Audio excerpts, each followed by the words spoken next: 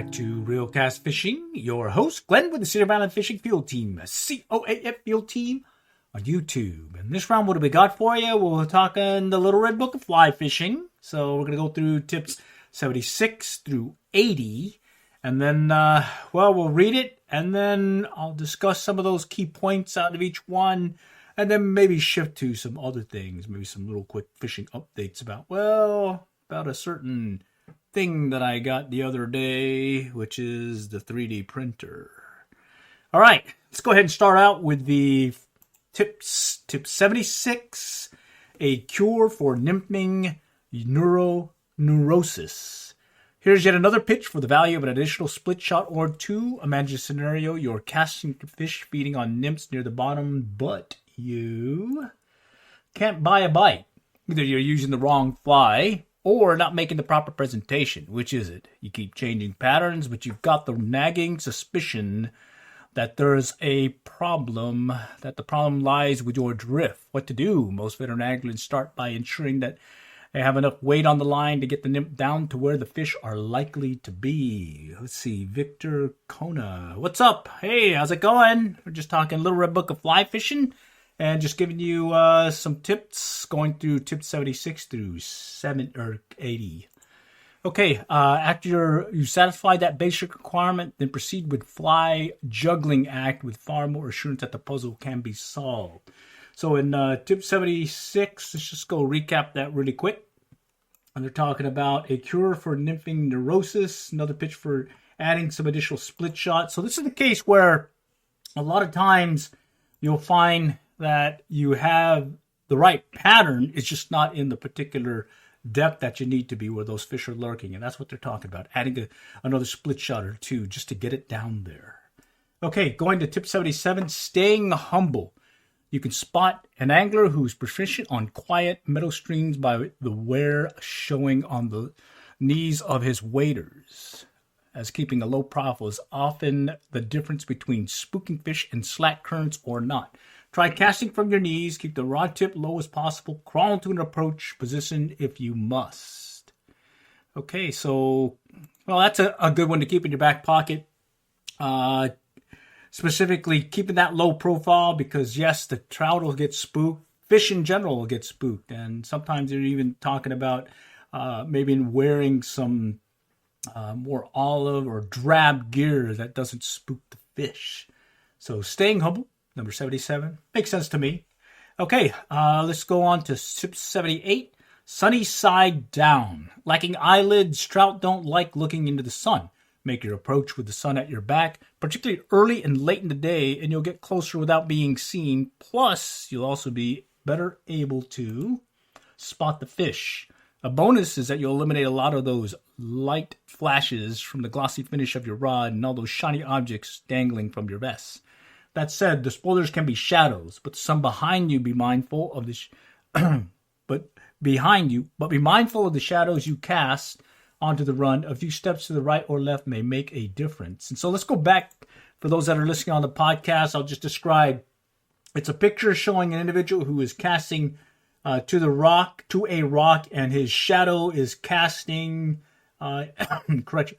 In the direction of where the fish may be lurking. And the suggestion here is to go a little bit off to the left or right and get your shadow out of that cast away from where the fish may be lurking. So, okay, another play on making sure that you don't spook the fish. And basically, I like calling it being able to present your fly first. That's the first thing that the fish sees before it actually sees or knows anything else that may be around, and particularly yourself. Okay, tip 79, look beyond your indicator. Whether plastic, balsa, or yarn, indicators are effective and popular tools for many nymphing situations. Many anglers have come to depend on them. Trouble is the considerable delay between the time a trout actually takes a fly and when the signal is telegraphed up the ladder to the indicator often results in missed fish. If you use indicators, work on your ability to keep one eye on the bobber and the other where you expect your fly to be. Watch for a flash or any movement that might suggest the fish has taken your fly. Your percentage of hookups will increase. Let's see, Joseph, that guy. Good day, lad. Teaching how to drift the fly today. Oh, just going through the Little Red Book of Fly Fishing, tips 76 through 80. And let's see, we're on tip 79 about looking beyond your indicator, which is, in this case, you cast your indicator. Instead of just looking at the indicator, aka bobber, and paying attention to it, it's saying to look beyond that bobber or that indicator for some other indication of a strike on your fly. And this kind of comes into play when I fished up at Turtle Falls in Oklahoma when they were stocking one year. I was fishing with a strike indicator, but I was actually keying off a flash. So I would have my indicator here, but I would see a flash underneath and see that strike. And I would take advantage of, well, when I saw the flash and I couldn't see my fly, I'd go ahead and set the hook. And that seemed to help. Let's see. I highly recommend using a stimulator, humpy, or any really heavy floating fly as an indicator. Hopper dropper is a favorite combo. And good point there. Yes, that's a good one, Joseph, that guy. The hopper dropper rig. I've had many a time where I've got an indicator and they actually strike the indicator instead of my fly. And it would have been really nice to have, well, maybe a hopper on there instead. Let's see. John Harlan Willis. I caught a... okay, I only see I caught a, so we'll stand by for some more info that you may have, John. Okay, let's go ahead and ship to the next one. This is going to be the last one in this this round, tip 76 through 80. This is number 80, the down current hook set. As a guide, I often see people, let me go ahead and give you the write-up. Here we go. The down current hook set. As a guide, I often see people make great casts and drifts, then yank the fly out of the trout's mouth when it hits. The problem is they try to set the hook in an upstream direction. Trout face into the current 99.9% of the time. They eat things that float toward them. If a trout eats a bug, dry fly, or nymph that is floating toward it, why on earth would you think it's a good thing to rip that fly back upstream? The whole point of the fly fishing is to get that J-shaped hook into the trout's mouth, and that can only happen if you set the hook down current, not downstream, but down current. Okay, yeah, this is a good one. I've experienced this, seen this as well. So the trout, most likely current coming in, let's say from my right, and the trout is facing into that current, and you cast your fly, and if you set the hook up current, you're going to pull that fly away.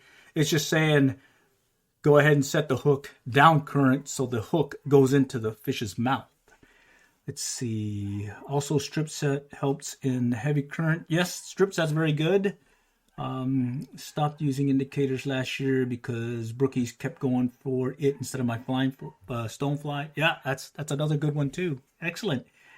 Let's see, I think there's still some more on number 80. Oh yeah, let me continue on with 80. It seems as if our instinct tells us to lick and pull upstream with every take. Before you make your next cast, take a minute, watch the way the current is moving, and then plan to set the hook down current in the same direction of the current flow. This will increase your success to net ratio tenfold. And again, it's just showing a illustration of setting the hook down current so the hook goes into, or the fly goes into the fish's mouth, and you get a solid hook set, versus if you pull away, you're pulling it away from the trout and potentially missing that that trout. All right. Okay, that was tips 76 through 80. We're just kind of keeping these short. This is, again, the Little Red Book of Fly Fishing. I usually go through it throughout the season and just kind of get an update on different things that it may point out. And it's kind of good to just read it and just see in some new information that, that I may have forgotten and whatnot. All right. Let's see. Let me go back and recap that real quick, what they were. Tip 76 was a cure for nymphing neurosis. And that's this case of adding some additional split shot to get that fly down to where it belongs versus you start switching flies. Next one was staying humble. It's just talking about reiterating, staying stealthy and keeping low a low profile and stay to not spook the trout. Sunny side down, moving left or right, just so that your shadow is cast away from the trout maybe lurking. And then 79, looking beyond the indicator. So you're not just looking at the indicator. You may miss a hook set. Look past it. So it's sort of like keeping an eye on the indicator, but at the same time, keeping an eye on what may be your fly or a flash of a trout taking your fly. And then finally, the down current hook set, which I tend to agree with this one. Best to hook or set the hook down current so that the fly goes into the trout's mouth versus going the opposite, up current, and pulling that fly away. Okay. Let's see. Next piece is, here's a quick video here, just talking about other things now that we've shifted away from the Little Red Book of Fly Fishing.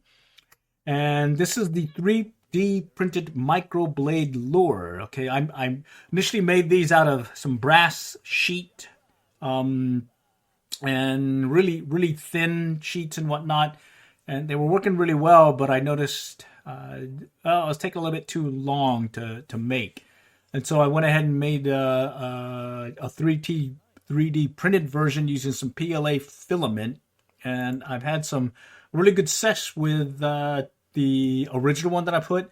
And then when I added a larger hook, I started getting some more solid hook sets as well. Took it out about 3-4 times now, and been really happy with it. I'll probably play around with it some more on the that's the 3D printer right there, where I'll probably make some adjustments and see if I can make some more other things. Which, when talking fishing fly, I did see a video the other day where they were talking about using a 3D printer to print out the fish skulls piece that you can put on your fishing fly. It's sort of mimicking a minnow and whatnot. Let's see. Also, on the stealth thing, I try to avoid having my shadow in the water. Small stream and neutral colors, gray strap, green or brown. Yep. More assurance that the Little Red Book of Fly Fishing is giving some good advice, especially for the fly fishermen. Okay, short one this round. I just wanted to get the word out and make sure I could get us through the Little Red Book of Fly Fishing, and a little quick talk on the 3D printed lure piece. Got to play around with that one more. I'm really hyped up about that one, especially since I've got the back over there, my micro lure / ultralight bait casting gear, bait finesse style. So appreciate y'all joining today. We'll be doing this again to go through tips 81 through 85. Additionally, there'll probably be another one of these where I'll just do an impromptu touch base where, hey, let's just talk fishing. I call it the fishing ramblings. So there was a suggestion to call it the babbling brook. Okay, Bassin. Hello. Hi, okay, Bassin. In fact, I do have time right now if you want to just kind of do some ramblings today. I went today, where did you go? Blue River, possibly, Oklahoma Basin, or elsewhere, and I'll hold for the response.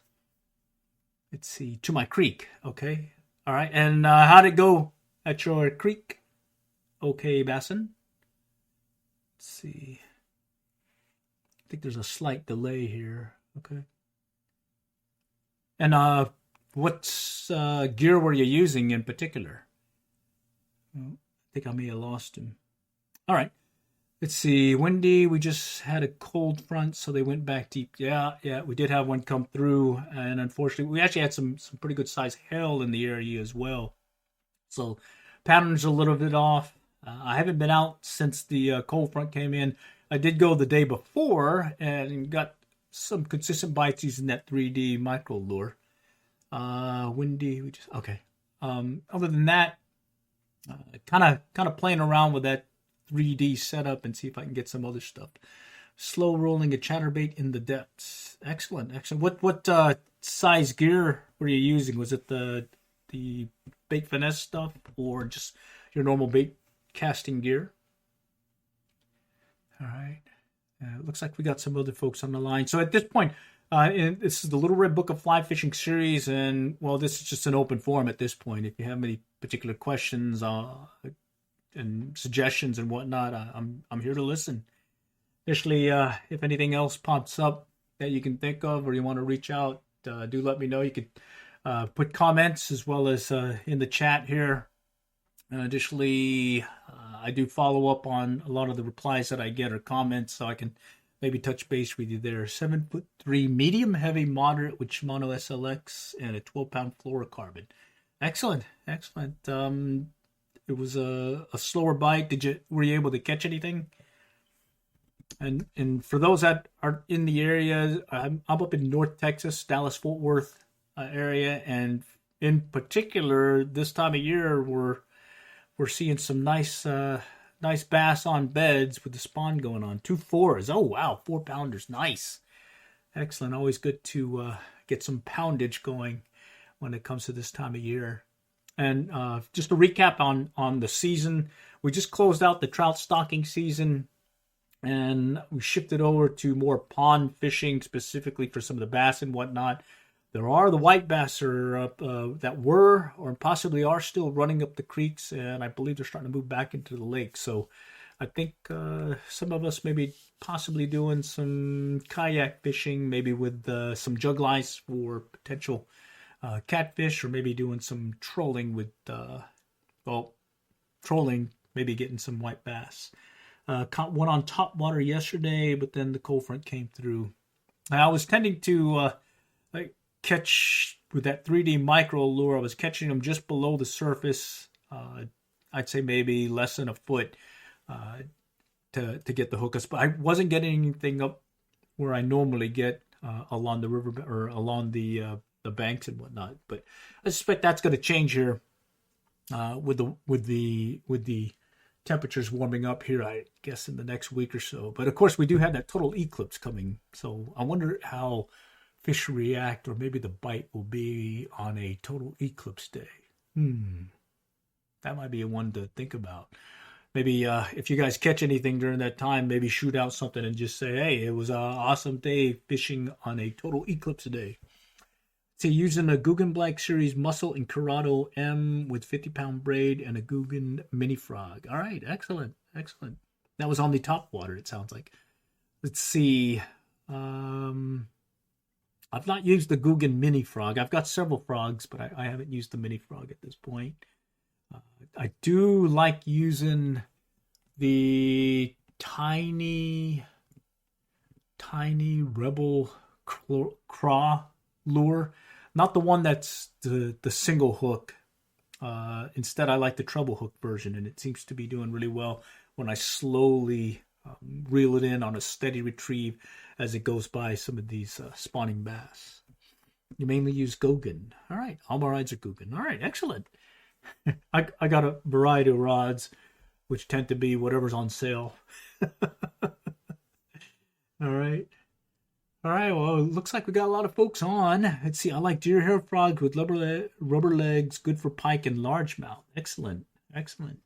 I did make some deer hair, but not frogs. I made some deer hair poppers, or not really a popper, but it did have that shape of a popper, and those seem to work really well at this one particular school pond in the area, if I recall. There's a high school down the road from us in the next city or town, and it has a pond in the middle of the complex, and it tends to have some nice sized catfish and bass, and I've done really well there fishing flies as well as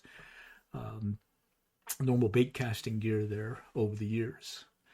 I'm not spending I've been a little guilty on the $300 rod piece, but I got yeah.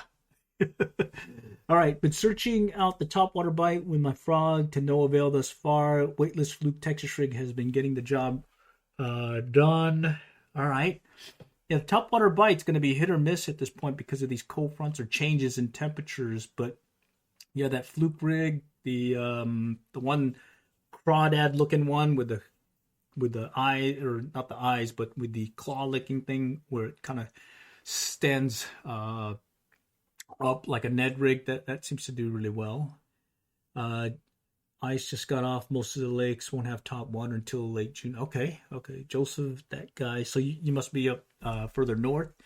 Um, yeah, yeah. I'm here in Texas, so no ice. Just some recent rains and a cold front that did come through that brought us some hail. So bummer on that. Let's see. Anything else y'all want to talk about? Else I can go ahead and kind of shut things down here. Definitely open. Steelhead are running though. Oh, nice steelhead. All right. When it comes to the steelhead, what kind of lures are you using or flies? There's a couple of flies that I ordered from Red's Fly Shop when I picked up one of their OPST commando heads that they were selling, and I do recall it was a articulated, reminded me of a zonker, a leech fly with a trailing hook, and it was white with a cone head, and I didn't have any steelhead here, but I did have some really good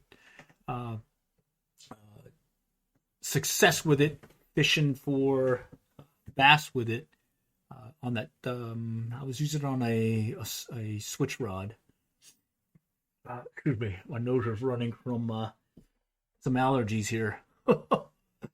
Okay, egg sucking leeches and ties squirmy with ice the body and a soft tackle. Nice. Yeah, the egg sucking leech. I know a couple of folks over here at the Blue River that were doing really good. Crystal meth egg pattern and stoneflies. Okay, yeah, the egg patterns seem to be working well also in some of the trout stockings that we had as well. Okay, let's see. Have watched a ton of your videos fly fishing for stripers at Denison. Want to get back up there. Any tips? I'm using a 9'5" Wes Tolleson. All right, well, appreciate checking out the videos on the stripers. Yeah, Denison, a 9'5" weight might be a little bit too light. I was able to land one winter about 26, 27 inch using a 9'5", but then right after that cast, I had a larger one and basically took me to the backing and broke me off some rocks. That 9'5", I was not able to turn them. If I could just get them to turn on that initial run, I was hoping I could. But well, ever since then, I went to a 9'6" weight is what I currently use. A TFO, I think it's a Lefty Cray Pro Signature, and it has more backbone enough that I can turn, hopefully, a bigger bass. 9'5" weight is good overall, but I would say when you do have a good size one, as well as if you do get a nice size catfish or buffalo, as well as even a gar, you probably want to go with a bigger one. 8 weight minimum for striper. Yeah, 8 weight would be good. That makes sense. 10 weight for beach fishing stripers. Okay, yeah, that all sounds good too.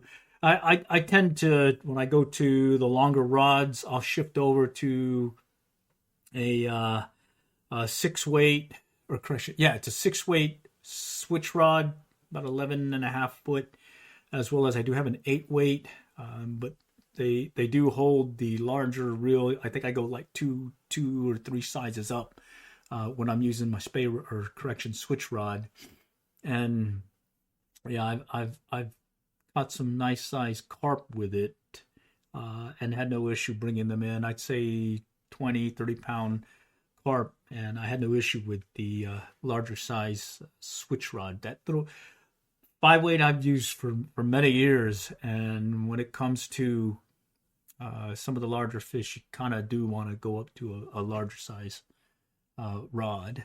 Let's see. Makes sense. So most of the ones you were landing were smaller. Oh yeah. It's kind of weird. We had several spillway runoffs at Denison, and when we had those flooded years, the striper action was crazy. You could catch them from the bank. You can catch them in the boat. You'd see the guides going up there, and just tearing up on some of these striped bass. And then later on, especially now since things have died down with the water release, you tend to get the smaller ones. They're still fun though.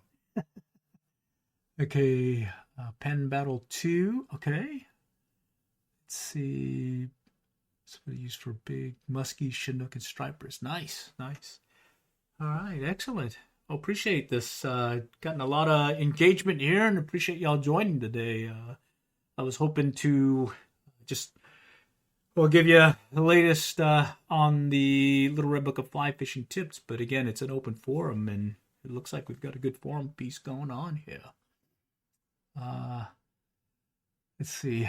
I do plan on doing another one of these in the Rambling podcast, where we're just talking fishing ramblings and whatnot. But other than that, I do have that bait finesse system style fishing where you're casting bait using bait casting gear, but 1/16 ounce, or in this case 1 gram trout magnets. It's pretty cool. What I've noticed, especially some of these ponds, highly pressured ponds, heavy fishing pressure and whatnot, but just by going by a smaller size lure presentation, I seem to get more hookups compared to some of the larger ones. But of course, I do like that philosophy of big bait, big fish. That always is good to keep in your back pocket as well. That's light for a bait caster. Oh yeah. The Kingfisher, Butterfly Kingfisher, that's the one that I use with some 1 gram trout magnets, and I use it to catch several trout and whatnot. And then I'd say the largest bass so far with that thing has been maybe a 2-pounder. I did use another bait finesse style one. I caught a nice size. I think it was like a 7-pounder bass out of a pond in Oklahoma, and I was using a 1/16, I was using 4-pound test on there. Squirmy and heavy pushing pressure like a pink red worm is great for bass and carp. Yeah, I do agree. I also have used, I call it a San Juan worm ball. So it's basically a San Juan worm tied similar, but then I add like 2 to 3 other of the little pieces of chenille, and it makes a glob looking thing of worms, like a ball of worms kind of drifting in the current. I've used that to catch catfish, but it's mainly when I'm kind of bouncing it along the bottom, letting it just kind of drift along the bottom in some heavier current, or at least some current, little creeks and whatnot. I've had some good success with that San Juan worm ball. Excuse me. And then I did tie a damselfly, the foam damselfly. What I'm waiting on there is, as things warm up and the evening bite comes around at our local ponds, you'll start noticing a hatch happening. Something is hatching and the fish are biting. Usually I'll try seeing if I can catch it by hand or whatnot and just get a feel for the size of that particular fish or insect that may be hatching, and see if I can match that pattern. And I've been surprised by how many bass I've caught on a little fly. In fact, the crackleback one, that was one that surprised me. Sparse tide fishing fly. I cast it out, and I was surprised at how many bass were striking it. Cool stuff. Catfish. I usually just put some bait on a clouser minnow. Some call it cheating, but it's all fishing to me. Oh yeah, that'll work also. All right, I gotta shut things down. Really appreciate y'all joining today, and I hope to be doing this again. The next one will be the fishing ramblings, and hope to be able to just give you some updates on what things we've had happen in our area, maybe get some good tips and whatnot, or suggestions from the folks that do join. And with that, we'll also talk about the Little Red Book of Fly Fishing when we get to to that series as well. All right, appreciate it again. Thanks for joining, and appreciate the support. All right, all for now. Next time we'll catch you later, and good luck and good fishing.